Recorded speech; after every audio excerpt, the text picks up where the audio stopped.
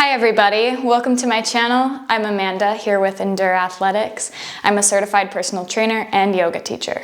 Today I'm going to be demonstrating and briefly explaining a list of exercises that you can do if all you have is a pull-up bar. I'll also be adding in a few additional banded exercises that you can add on to the pull-up bar. Just make sure before trying those ones that your pull-up bar is very well secured. You can do these either with a pull-up bar that's attached to a door frame or a pull-up bar that's freestanding. This is in no way an exhaustive list, meaning that there are a lot more options to choose from out there. This list is just a place to start if you've never really used a pull-up bar before, or if you have and are looking for a little bit new inspiration on ways to use it. The pull-up bar is obviously going to be the best for gaining back strength and back muscle, upper body strength, as well as core. I'll be trying to name and list quite a few progressions so that everyone at every level can have something to gain from this video. If you enjoy this type of content, make sure you leave a like and subscribe for future videos. Without any further ado, let's get into it.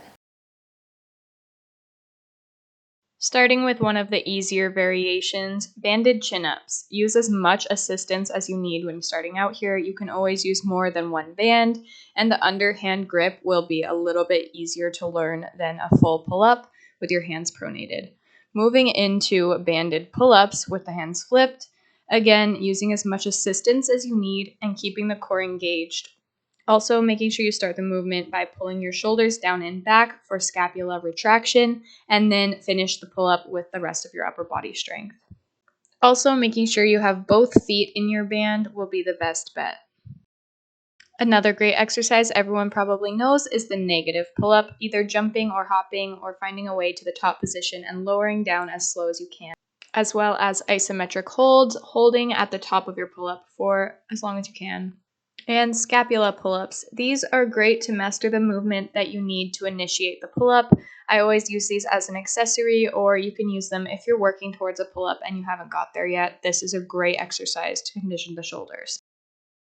And of course the chin-up, so keeping your core engaged using a supinated grip, pulling your chest towards the bar or chin over the bar, making sure you're starting the movement again by retracting your shoulder blades. And of course, next, the pull-up, same concept, keep the core engaged, shoulders retract, and chest towards the bar. This will be a little bit different muscle engagement than the chin-up, but overall, a pretty similar concept. Once you are comfortable with chin-ups and pull-ups, you can experiment with the width of your grip, either making them narrow or wider, experimenting with both underhand and overhand. And they will activate different muscles, so make sure you spice it up once in a while. Finally, I have weighted pull-ups because technically you can always progress and make those harder, but you can also experiment with archer pull-ups or assisted one-arm pull-ups.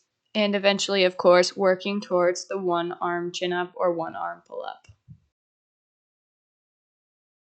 Alright, moving into dead hang variations. I left out the regular dead hang and went straight into the active dead hang here, so keeping the shoulders pulled down and back and core engaged. I guess I was getting tired when filming this because these clips are pretty short, but moving into the assisted one-arm hang, you don't have to have your legs straight out in front of you. You can leave them hanging if your bar is up higher than mine. And heck yeah, buddy, the single arm hang, make sure here you're trying to keep that scapula retracted.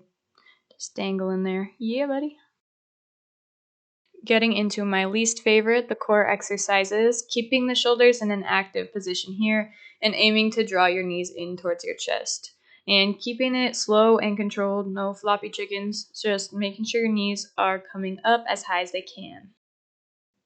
And hanging oblique crunches, same idea as the last one, but with a twist, making sure you're feeling this in your sides along with the main part of your core. And again, of course, aiming to keep it slow and controlled. Next are the hanging leg raises. These are pretty self-explanatory. Another progression you can use to get here is doing the knee raises and then extending your legs long and lowering them down, basically for a negative. And another negative is the negative toes to bar. So starting with a knee to chest, extending your legs at the top and lowering your legs long down towards the floor, and repeating as many times as you can. But once you got the negatives figured out, you should be able to do some toes to bar. I still struggle with these and I hate them. They also involve a lot more lat than just core, so keep that in mind. Moving on to some supplementary exercises I really like to use my pull-up bar for. If you have a door frame pull-up bar, make sure it's very securely fastened before trying these. But I like these banded lat pull-downs because you can really isolate that muscle and do it individually, really making that mind-to-muscle connection.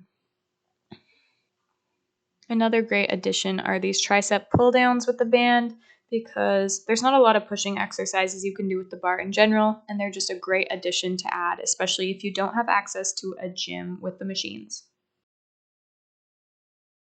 Of course, depending on your level, find a progression or variation that challenges you, but that's not too hard that you can't do more than 3 to 5 reps of an exercise. We just want to be making sure that we take at least one day off in between training sessions to allow the muscles adequate time to recover before pushing them to their limits again. And that was basically it. If you have any questions or comments, please leave them down below.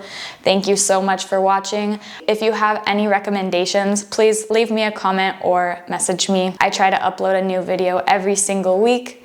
And until then, I will see you next time. Thank you so much for watching. Bye.